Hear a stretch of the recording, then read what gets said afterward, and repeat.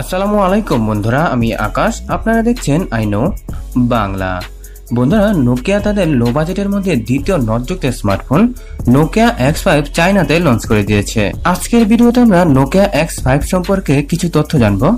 এর সাথে জানবো ফোনটির প্রাইস বাংলাদেশে কত হতে পারে এবং ভিডিওটির শেষে থাকবে ফোনটি নিয়ে আমার একটি মতামত যে আসলে ফোনটি আমাদের জন্য সঠিক হবে কিনা।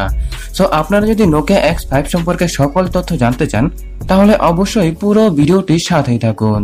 প্রথমে যদি ফোনটির ডিজাইনের কথা বলি তাহলে নোকিয়া X5 ফোনটির ডিজাইন অনেকটাই নোকিয়া X6 এর মতো করা হয়েছে। ফোনটির সামনে দেওয়া হয়েছে নোকিয়া X6 এর মতো নটযুক্ত ডিসপ্লে। ফোনটির রাইট সাইডে রয়েছে ভলিউম রকার এবং পাওয়ার অন অফ করার বাটন। লেফট সাইডে রয়েছে সিম ট্রে। বটমে রয়েছে microphone, USB type C port এবং একটি স্পিকার। টপের কথা বললে ফোনটির টপে রয়েছে 3.5 এর একটি হেডফোন জ্যাক এবং একটি মাইক্রোফোন। ব্যাকেট ডিজাইনের দিকে তাকালে ফোনটির ব্যাকেট ডিজাইন হুবহু নোকিয়া X6 এর মতোই করা হয়েছে। ফোনটির মিডলে দেওয়া হয়েছে ভার্টিক্যালি প্লেস দুটি ক্যামেরা এবং এর নিচেই দেওয়া হয়েছে ফিঙ্গারপ্রিন্ট স্ক্যানার, আর এর নিচেই করা হয়েছে নোকিয়ার ব্র্যান্ডিং। বিল্ড কোয়ালিটির কথা বললে ফোনটির সামনে গ্লাস বডি এবং পেছনে পলিকার্বনেট বডি দেওয়া হয়েছে। এর মানে হচ্ছে ফোনটির ব্যাক সাইড সম্পূর্ণ প্লাস্টিক দিয়ে তৈরি করা হয়েছে। ফোনটির ব্যাক প্লাস্টিক দিয়ে তৈরি করা হলেও এর ডিজাইন অনেক প্রিমিয়াম লাগবে, আর যেহেতু ফোনটিকে নোকিয়ার তরফ থেকে তৈরি করা হয়েছে তাই এর বিল্ড কোয়ালিটি কেমন হবে সেটি আমাদের সকলেরই জানা আছে। এখন আমরা ফোনটির ডিসপ্লে নিয়ে কথা বলবো। নোকিয়া X5 ফোনটিতে 19:9 রেশিওর 5.86 ইঞ্চের এইচডি প্লাস ডিসপ্লে দেওয়া হয়েছে, যেটির রেজলিউশন হচ্ছে 1520x720 পিক্সেল।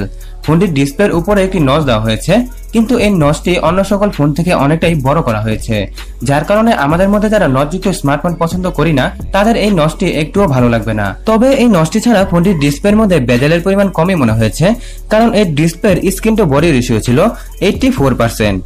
এখন আমরা ফোনটির হার্ডওয়্যার নিয়ে কথা বলবো। নোকিয়া X5 ফোনটিতে মিডিয়াটেকের হিলিও P60 এর প্রসেসর দেওয়া হয়েছে, সাথে 3GB ও 4GB RAM এর সাপোর্ট থাকবে, যার মাধ্যমে আমরা ফোনটি দিয়ে মাল্টিটাস্কিং, গেমিং সহ সকল কাজ খুব আরামে করতে পারবো, কোনো প্রকারের ল্যাগের দেখা পাবো না।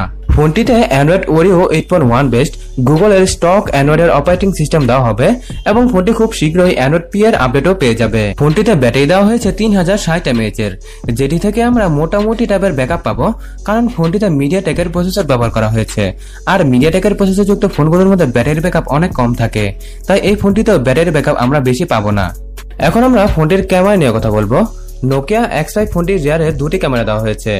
দুটি ক্যামেরার একটি হচ্ছে 13 মেগাপিক্সেলের এবং অপরটি হচ্ছে 5 মেগাপিক্সেলের। এই 5 মেগাপিক্সেল ক্যামেরাটি হচ্ছে ডেপথ সেন্সর, যেটি পোর্ট্রেট পিকচার তুলতে সাহায্য করবে, আর দুটি ক্যামেরার অ্যাপারচারই হচ্ছে f2। এর সাথে ফোনের ফ্রন্টে 8 মেগাপিক্সেলের সেলফি ক্যামেরা দেওয়া হয়েছে। এই ক্যামেরাটির অ্যাপারচার হচ্ছে f2। বন্ধুরা, ফোনটির ক্যামেরাগুলোর মধ্যে AI সেন্সর দেওয়া হয়েছে, যার মাধ্যমে আমরা ফোনের ক্যামেরাগুলো দিয়ে মোটামুটি ভালো পিকচার তুলতে পারবো।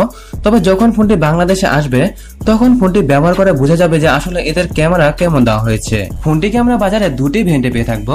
ভেরিয়েন্টগুলো হচ্ছে 3GB RAM 32GB internal storage এবং 4GB RAM 64GB internal storage. আর ফোনটিকে আমরা বাজারে তিনটি কালারে পেয়ে থাকবো। কালারগুলো হচ্ছে ব্ল্যাক, ব্লু এবং হোয়াইট।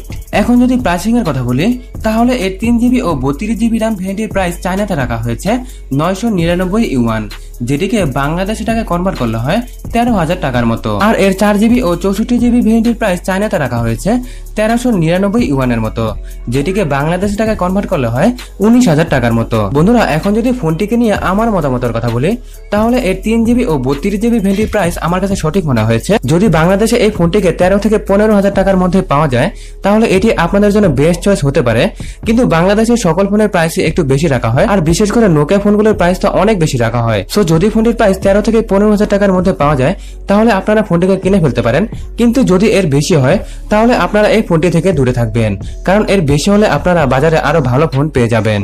আর আপনারা যদি সঠিক দামে ফোনটিকে কিনতে চান তাহলে ডিসক্রিপশনে আমি একটি স্টোরের লিংক দিয়ে দেবো, আপনারা সেখান থেকে যখন ফোনটি বাংলাদেশে আসবে খুব সহজে সঠিক দামে কিনে নিতে পারবেন। সো বন্ধুরা, নোকিয়া X5 নিয়ে এ সকল কিছু ছিল আজকের ভিডিওতে। আশা করছি নোকিয়া X5 নিয়ে আপনাদের কিছুটা হলেও তথ্য দিতে পেরেছি। এই ফোনটি নিয়ে আপনাদের মতামত কি অবশ্যই আমাকে কমেন্ট বক্সে জানাবেন। আজকের মতো এখানেই বিদায় নিচ্ছি।